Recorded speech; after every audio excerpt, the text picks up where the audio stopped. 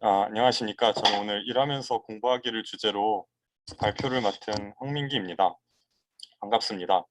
저는 법철학 전공으로 박사과정 중에 있고, 그다음에 현재 헌법재판소에서 헌법연구관으로 근무하고 있습니다. 저의 미약한 경험을 이제 공유할 수 있는 자리를 마련해 주신 교수님들과 학문 후속 양성센터 분들께 감사의 말씀을 먼저 올립니다. 처음에 발표 주제를 접한 후에 어떤 말씀을 드리는 것이 좋을지 고민되었는데요. 저의 작은 경험을 일부 공유하면서 제가 생각하는 일하면서 공부하는 것의 이점, 어려움 등을 말씀드린 뒤 간단한 팁 정도를 공유하면 어떨까 합니다. 저는 아직 논문을 작성하여 대학원을 졸업한 상태는 아니어서 제가 공유할 수 있는 경험들은 수요를 위해 수업을 수강하는 과정과 주로 관련이 될 것 같습니다. 그래서 발표 자료도 주로 신입생 분들을 주 대상으로 고려해서 구성을 하였는데요. 재학생분들께서는 아마도 이미 아시는 내용이 많이 있을 것 같고 수료보다는 논문 작성에 좀 더 많은 관심이 있으실 것 같습니다. 그러면은 이제 먼저 일과 공부를 병행하면 어떤 점이 어려운지 말씀을 드리려고 합니다. 네, 다음 슬라이드인데요. 우선 공부에 투여할 수 있는 시간이 상당히 제한적입니다. 일반적으로 업무를 병행을 하게 되면 월화수목금 일과 시간 동안은 일을 하시게 되실 것인데 그렇게 되면 대학원 공부에 투입할 수 있는 시간은 주중 저녁이나 주말 정도가 될 것입니다. 이는 전업 학생이실 경우를 상상해서 비교를 해보신다면 확실히 좀 더 어려운 부분이실 텐데요. 과제든 논문 작성에든 투입할 수 있는 시간이 상대적으로 적기 때문에 또 업무 후 쉬는 시간도 아무래도 적어지실 것입니다. 또한 주된 업무가 직업 부분에 있기 때문에 업무에 맞춰서 공부 계획을 짜야 되는 또 제약이 있습니다. 일이 바쁜 시즌에는 공부에 시간을 투여하기가 더욱더 어렵고 무엇보다도 주중에 열리는 수업은 일반적인 경우 수강 신청을 하시기가 어려우실 겁니다. 유사한 문제로 학교까지 거리 문제도 있습니다. 요즘은 코로나로 인해서 이제 뭐 비대면 수업이 많음으로 좀 이 점은 좀 덜 고려하셔도 괜찮으실지 모르겠는데 어 제가 학교 수업을 들을 때는 보통 이제 이제 대부분 대면 수업이었기 때문에 이제 주중에 수업을 들으실 경우에 저녁에는 시간을 내셔서 학교에 오셔야 되는데 그럴 때에는 이제 직장에서부터 학교까지 거리가 멀면 좀 학교에 오시기가 어려우시겠죠. 그래서 이런 좀 어려움이 있고요. 다음으로 이제 이점도 분명히 있습니다. 이제 먼저 법학의 실무적인 특성과 좀 관련이 있습니다. 어, 대학원 전공이 무엇인지에 따라 또는 수강 신청하신 과목이 무엇인지에 따라 현재 하고 계신 일과 대학원 공부 간에 좀 많은 차이가 있을 수는 있겠지만 특히 실전법 과목들 같은 경우에는 실무와 좀 밀접한 연관을 갖고 있기 때문에 업무와의 시너지도 좀 생각해 보실 수가 있습니다. 그래서 보다 좀 실무에 기반을 두고 구체적인 관심을 갖고 공부를 하실 수 있다는 것도 또 장점인데요. 실무 업무의 경험이 이제 공부의 목적 의식을 구축시키고 관심 주제를 찾으시는데 좀 더 긍정적인 영향을 미치는 부분도 분명히 있다고 생각이 됩니다.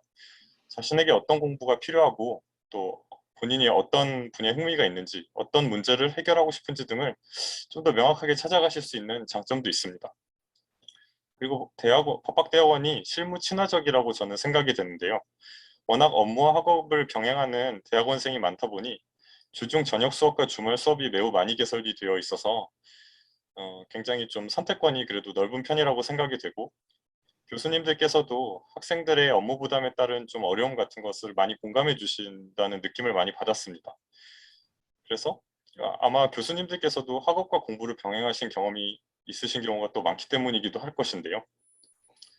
또한 이제 실무 경험이 있는 상태에서 학업을 병행하는 유사한 처지 학생들이 수업에 들어가 보시면 많이 있는 것을 보실 수 있을 텐데 그만큼 또 공유할 수 있는 관심사도 많고 또 실무를 기반으로 한 경험 공유가 어, 저희의 이제 개별적인 새로운 관점을 또 접하는 계기가 되기도 합니다.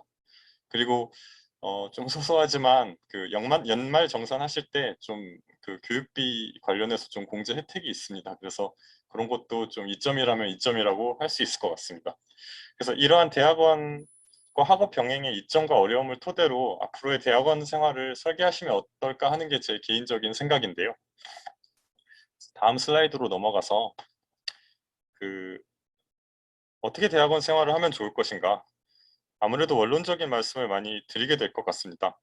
제 개인적으로는 이와 같은 점들을 고려하시면 어떨까 생각이 되는데요. 아, 먼저 수강 신청을 하심에 있어서 관심 논문 주제라든지 자신의 순수한 지적 호기심, 업무와의 관련성 등을 고려하실 수 있을 것입니다. 그래서 대학원 수업 선택에 있어서는 많은 자유가 허용되기 때문에 기존에 법전원을 다니시면서 또는 사법연수원을 다니시면서 관심은 있으셨으나 좀 선택 공부할 기회를 갖지 못했던 과목들에 자유롭게 접근하실 수 있다는 게 또 장점이고, 그 외에도 이제 업무와의 관련성도 선택에 있어서 저는 좀 중요한 사항이 될 것 같은데요. 그 자신의 실무와 좀 관련성이 높으면 높을수록 수업을 수강하는 데도 물론 편하신 측면이 있겠지만, 나아가 자신의 실무적 지식을 좀 활용하거나 심화시키는 데도 도움이 되실 수 있을 겁니다. 물론 실무와 아주 밀접한 수업만을 수강하는 것이 좋다는 의미는 아니고, 앞서 발표해 주신 변호사님께서 말씀하신 대로 자기 그 전공 분야가 아닌 수업을 듣는 것이 오히려 또 새로운 아이디어를 얻는 데에는 분명히 도움이 될 수 있다고 생각이 됩니다. 개인적으로는 저는 이제 공익법무관을 하면서 수업을 많이 들었었는데, 그때 이제 법률구조공단에 근무하면서 민사사건을 맡던 때에는 대학원에서 부당이득에 관한 수업을 들었을 때 좀 이론과 그 실무를 좀 이렇게 접해서 고민해 볼 수 있었던 기회가 좀 저한테는 좋았던 기회이기도 했고, 또 출입국관리사무소에서 공익법무관으로 이제 근무를 하던 때에는 난민 소송을 했었는데, 그 이제 난민 소송을 하면서 접하게 된 여러 가지 그 인권 문제라든지 이런 좀 호기심들을, 인권법 수업을 대학원에서 수강하면서 좀 호기심을 많이 해소했던 그런 기억이 있습니다. 그래서 실무와 그 수업을 적절히 연관을 시키시면 또 더 흥미를 가지고 좀 접하실 수 있는 장점도 있다고 저는 생각이 듭니다. 그리고 물론 학위 논문 작성을 위한 주제 탐색이나 주제 심화에도 도움이 될 것입니다. 모든 수업이 향후 작성할 학위 논문 주제에 직접적으로 연관이 되지는 않을 것이지만, 뒤에서 조금 더 강조해서 말씀을 드릴 것인데요. 그래도 수업을 통해서 논문 주제를 탐색하는 기회가 분명히 있다고 저는 생각이 됩니다. 다만 이제 현실적인 고려 사항도 좀 아무래도 무시하기는 좀 어렵다고 생각이 됩니다. 예컨대 이제 수업 로드라든지 수업 시간표가 좀 고려 대상이 될 것 같은데, 업무를 병행하고 계시기 때문에 관심이 있으시더라도 주중 오전 수업은 좀 수강하시기 어려우실 것이고, 예컨대 기초법 수업에 관심이 있는데 상대적으로 이제 그런 수업이 그 학기 주중 오전이나 아니면은 일과 시간에 많이 열리게 되면 그 학기에는 이제 그 수업을 좀 수강하기는 좀 어려운, 좀 아쉬움이 있으실 겁니다. 그 다음에 또 수업 부담이 이제 큰 경우에 이제 여러 수업을 이제 수강하실 경우에는 그 업무와 공부를 좀 병행하기 어려운 상황이 발생할 수도 있습니다. 그래서 강의 계획서 등을 고려해서 그 부담을 좀 적절히 분산시키시거나 수강 학점수를 좀 적절히 조율하시는 경우도 좀 종종 볼 수 있었는데요. 이런 것들이 좀 전략적으로 도움이 될 수는 있습니다. 그래서 가령 수업에 따라 그 발표 준비를 위해서 강의를 하지 않는 주간이 있는 수업이 있는 경우라든지, 이런 것들을 적절히 좀 그 강의 계획서를 보시고 고려를 하시면 조금 이제 수업 부담을 조금 분산할 수 있는 그런 좀 장점이 있을 수도 있습니다.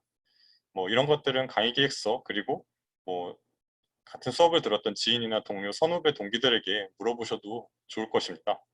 그리고 수강 신청 후에도 수업에서 이제 요구되는 발표라든지 과제물 같은 것이 있을 텐데, 그런 것들의 일정을 좀 체크해 보시는 게 좀 도움이 많이 됩니다. 발표 일정 같은 경우에는 보통 그 수업 초기에 이제 일정을 정하게 되는데, 이때 이제 본인이 이제 그 맡고 있는 업무라든지 다른 과목의 발표 일정들을 좀 적절히 고려를 해서 부담이 좀 너무 가중되지 않도록 하시면 많은 학점을 수강하시면서도 좀 슬기롭게 대학원 생활을 좀 하실 수 있지 않을까, 요런 좀 생각이 저는 개인적으로 듭니다. 그리고 또 그 거리 동선도 좀 중요하다고 생각이 되는데요. 저는 아까 말씀드렸듯이 공익법무관 복무 중에 좀 수업을 많이 들었었는데, 지방에서 복무하는 동안 좀 그 그 대학원 수업 수강이 좀 많이 겹친 감이 없지 않아 있습니다. 그래서 금요일 저녁이랑 주말 수업을 좀 많이 수강을 했었고, 금요일이 아닌 날짜에도 주중에 한번 수업을 들어봤었는데, 그때는 이제 기차를 이제 왔다 갔다 두 번 타야 돼서 좀 힘들었던 기억이 있습니다. 그래서 집이 서울이어서 저녁에 수업을 듣고 이제 집에 와서 자고 아침 기차 타고 내려가는 식으로 했었는데, 제 생각에 근무지 이동이 있는 직업군에 종사하시는 분들 같은 경우에는 그 자신의 임지를 고려해서 수강 신청을 하시는 것이 좀 필요할 수 있습니다. 가령 뭐 지금 이제 대면 비대면으로 할 때는 좀 상관이 없겠지만 추후 이제 대면 강의가 활성화되게 되면 서울에 근무하시는 동안 좀 수업을 많이 몰아서 들으신다든지 뭐 이런 것들이 좀 필요할 수가 있습니다. 네, 그래서 이제 다음으로 주의사항에 대해서 좀 말씀을 드리면 이게 좀 저는 대학원에 있어서 좀 중요하다고 생각을 하는데 대학원 수료가 곧 학위 논문으로 이어지지는 않는다는 점입니다. 그래서 업무와 학업을 병행하실 경우에 더욱 학위 논문 작성이 쉽지가 않은데요. 어, 그 극단적인 경우에는 대학원 수료와 논문은 좀 전혀 별개일 것이라는 얘기를 하시는 분들도 있지만 물론 앞서 말씀드린 바와 같이 저는 그렇게 이제 극단적으로 생각은 하지 않지만 그만큼 논문을 위해서는 좀 추가적인 고민이 많이 필요합니다. 그래서 뭐 전문대학원을 졸업하고 대학원에 오신 경우에는 이제 수료가 곧 졸업이었었을 텐데 이제 그게 좀 많이 다르고요.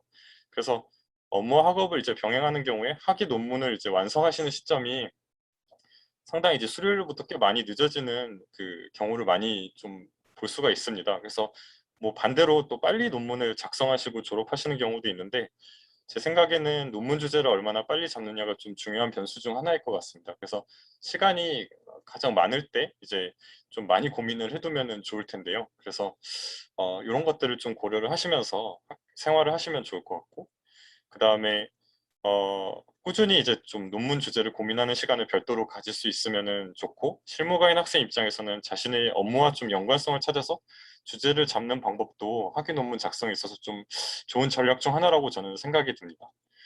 그래서 뭐 수료를 하시더라도 계속 공부를 하시면서 주제를 찾아 가다듬는다든지 지도반 모임을 통해서 꾸준히 공부를 하시면 좋을 텐데요.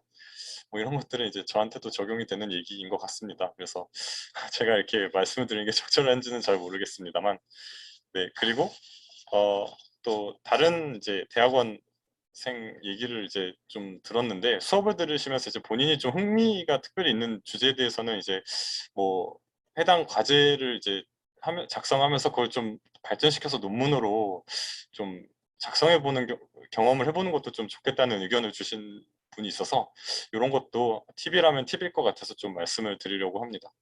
그리고 논문 제출 기한은 이제 수료 시점으로부터 기산하기 때문에 이런 점을 좀 고려하셔서 학위 논문 작성 계획을 짜시면 좋을 것 같은데요. 그 수강하셔야 되는 학점이라든지 뭐 이런 것들을 적절히 고려를 하셔가지고 논문 작성 계획을 짜시면 좋을 것 같습니다. 그래서 네, 제가 준비한 그 발표는 일단 여기까지이고 다들 그 업무 학업 병행이 쉽지는 않으실 텐데 힘내시고 원하시는 성취를 얻으시기를 기원을 하겠습니다.